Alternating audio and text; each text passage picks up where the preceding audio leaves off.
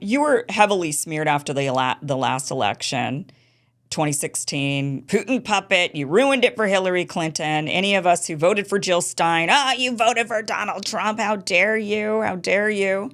That's what we were told. So, which was totally and completely absurd. We just didn't want Hillary. Hillary Clinton didn't represent many voters. Was not the option for many voters. Donald Trump wasn't either. Many of us liked you in the candidacy. Was And this a most of their difficult? voters were actually voting against the other candidates. So these were Right, not candidates that actually had a base or support or a vision or anything like that. They had no, you know, they had no kind of validation from the electorate. It was mainly a statement about how awful the other candidate was. And this right. speaks volumes about our political system, and especially the fact that the same old zombie candidates that people were voting against in the last election are now being shoved down our throats. So I think it Right. really inspires people to fight back. So, what is your motivation for jumping in? I mean, was this a difficult decision for you to jump back in after what happened in 2016, after being smeared, after being, I would imagine, especially, do you live in the state of Massachusetts, I assume? So, you're in a blue state. You got a lot of Hillary Clinton supporters. They think you ruined it for Hillary Clinton, that you caused Donald Trump. I mean, that's a big mark on you. Is what a lot. I mean, it doesn't make sense. It's not logical. It doesn't make sense. But that is what people believe, and that's what they. So I would imagine you went through hell. I've just got to assume that it wasn't fun for you after the 2016 election. So why put yourself through this again when it would be the same thing? It's one thing to run in 2020 against Donald Trump. But, well, I guess then people would still, I mean, look, they're always going to blame you. But why put yourself through it again? I feel like what I'm really concerned about in the scheme of things is, the nuclear war that we're racing towards. We're heading towards and over the nuclear brink. I mean, just to look at what's going on now outside of Gaza, where we have a nuclear submarine, and we have two battleship groups there with like 4, 8, ships each. I mean, we are really butting up against a very scary and terrifying future with a bunch of guys at the wheel who don't have a clue about the risks that they are incurring for us, let alone how they are draining the resources out of our budget and throwing hundreds of billions of dollars into this endless war machine and this series of endless wars, while people don't have health care. We can't pay for the child tax credit and keep 50% of kids out of poverty. I mean, it's just outrageous what's going on now, so that we can pay the teachers and administrators in Ukraine where we can't pay them here in this country. So I mean, it's just outrageous what they're doing, and it's not only the risks around war and nuclear war. It's also just this crushing economy, which has become just awful for working people and working families to survive in. And there is a climate crisis, which is gaining steam right now, literally. And so on all those counts, I have to say that far overshadows the personal inconvenience. Truth to tell, I would be extremely stressed out if I wasn't fighting the system. I would have trouble just kind of locking myself into some, secure bubble and pretending that things are going to be okay. They're not going to be okay, certainly not for our generation, and certainly not for our kids. And that would just make life intolerable for me. So that's kind of, my driver here.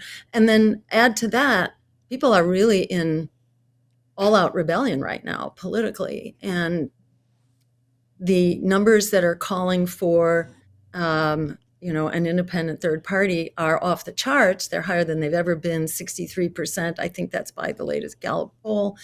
When you ask voters, where do they identify? There are twice as many who now identify as independent compared to those who identify either Democrat or Republican.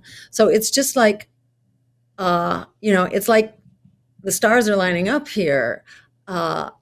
the threats to our survival have never been greater, and the hardships that people are struggling with have never been worse, at the same time that the potential to really harness deep change has never loomed larger either. So it just felt like it would be such a waste, that on top of all these ballot lines, which would essentially shrivel up, that we've worked for decades really to build. So all those things together made me decide to jump in.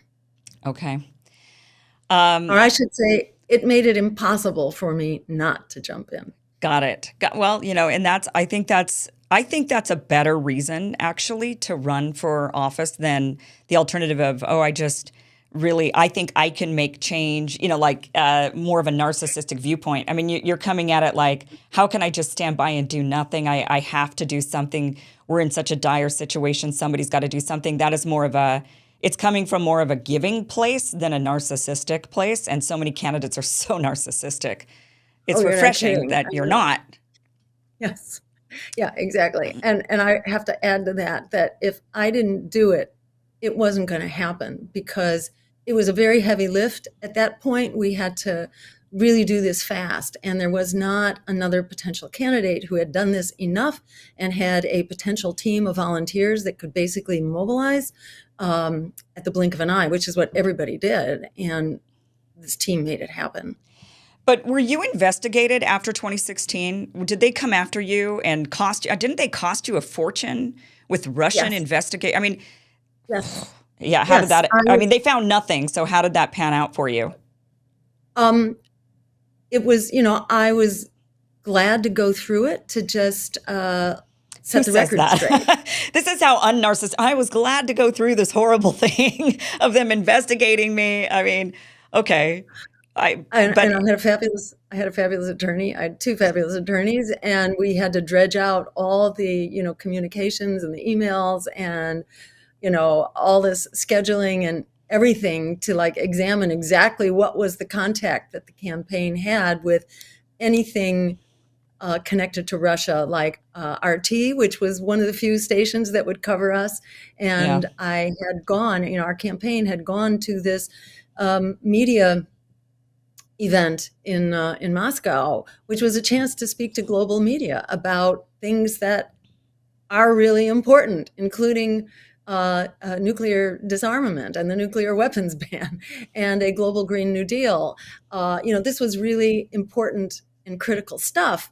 And it's what our leaders should be doing today. Right. And it's so ironic that I was basically persecuted for doing what our leaders are failing to do. When the US and Russia came to loggerheads with the Russian missiles in Cuba, what happened then? Well, the US had actually launched our nuclear weapons. They were in the air. They were airborne. And, it was a very dangerous situation. And Kennedy and Khrushchev, JFK, and Khrushchev agreed that they were going to just put the whole thing into freeze. Their advisors and their military wanted to keep going. And they had the good sense to say, no, we are calling this to a halt, and we're going to dialogue and back off of this. Yeah. And that's what they did. Where are our leaders on this? We are in at least as critical a situation right now, both considering the Ukraine, but especially considering the loggerheads around Israel and its invasion of Gaza and the mobilization of all kinds of powers surrounding Israel about that. And we've got nuclear weapons now aimed at Iran, and Iran has allies. And, this is nuts. The nuclear submarine, which is sitting off of Gaza, off the coast of Gaza, which is a so-called Ohio class nuke, they have the capacity, depending on what kinds of weapons they're carrying, and I'm not sure what those are, but if they are carrying nuclear weapons, and usually nuclear subs carry nuclear weapons, if they are carrying nuclear weapons, they have enough firepower equivalent to 4,000 Hiroshima bombs. 4,000 Hiroshima bombs are enough to destroy a major portion of the planet. But aside from that, that's enough to create nuclear winter, which will result in, basically a cloud that surrounds the Earth that dims sunlight and reduces agricultural production. So we will lose the ability to feed about 1 out of every 3 human beings on the planet. And our misleaders think that, oh, it's a war over there, we don't need to worry about it. We can take whatever reckless risks we want. They should be thrown out of office, in my humble opinion, and actually in the opinion of many Americans right now. People don't want to see them reelected and really want to see alternatives coming into power who are not being paid for by Wall Street and the war profiteers and the fossil fuel giants and the usual suspects who basically call the shots from the inside. This is Yeah. outrageous, and we're now getting to the brink where we just can't allow this to go on. And I think that's such an important part of the discussion because, when voters know that they are in the crosshairs of this recklessness, of this genocide that's going on in Gaza, and all this, provocation, which is taking place all over the world. I mean, that's what the U.S. is famous for. Our military policy is called full spectrum dominance. Full spectrum dominance, is the term that's been used by the Pentagon for a long time. And it was basically initiated when the Soviet Union fell apart. It was a declaration that no regional power will ever be able to rise, even to regional power. We are dedicated to the proposition that there will never be an economic or military competitor to us. But hello, we're in a new age right now. We are in a multipolar world. We're no longer in a unipolar world. We've got to learn to play with the other kids in the schoolyard instead of bullying them, which is what we do. And it's bankrupting us, and it puts us all in the target hairs now that we are a nuclear armed world. So we need a really different approach forward, and we can't afford to be taking marching orders from the profiteers who are driving these crises.